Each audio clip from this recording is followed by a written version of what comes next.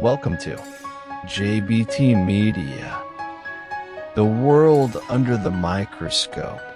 John Swinton tells the truth about the lies.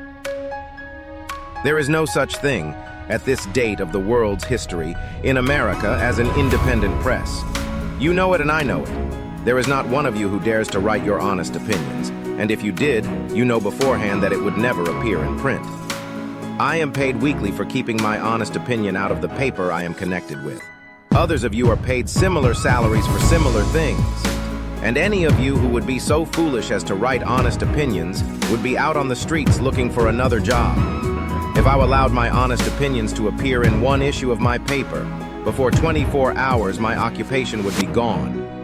The business of the journalists is to destroy the truth, to lie outright, to pervert, to vilify, to fawn at the feet of Mammon, and to sell his country and his race for his daily bread. You know it, and I know it. And what folly is this toasting an independent press? We are the tools and vassals of rich men behind the scenes. We are the jumping jacks. They pull the strings, and we dance. Our talents, our possibilities, and our lives are all the property of other men.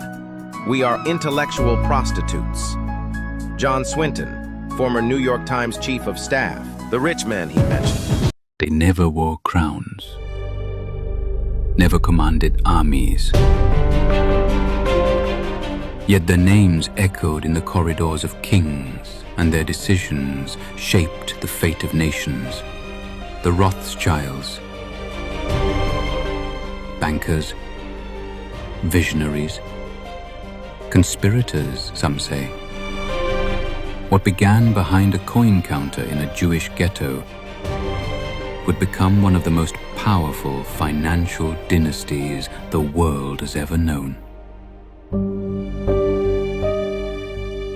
In 1744, in the Judengasse of Frankfurt,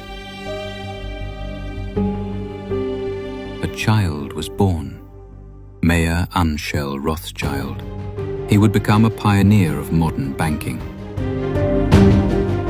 At the time, Jews were excluded from most professions, confined by prejudice and walls.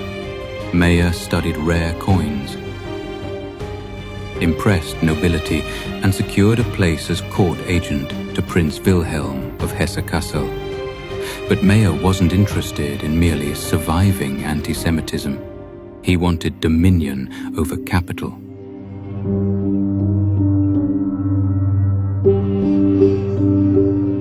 Mayer trained his 5 sons, not as heirs, but as outposts.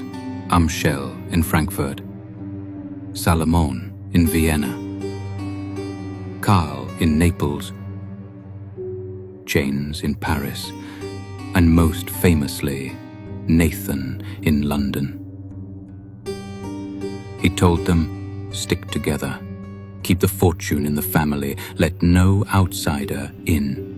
And they obeyed, marrying cousins, sharing secrets, building a banking network faster than any government or army could match.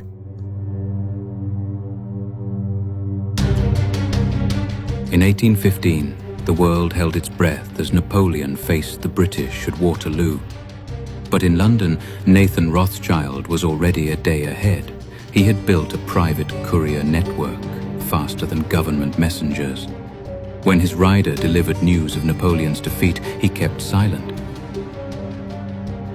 Nathan sold his bonds publicly, tricking the market into thinking Britain had lost.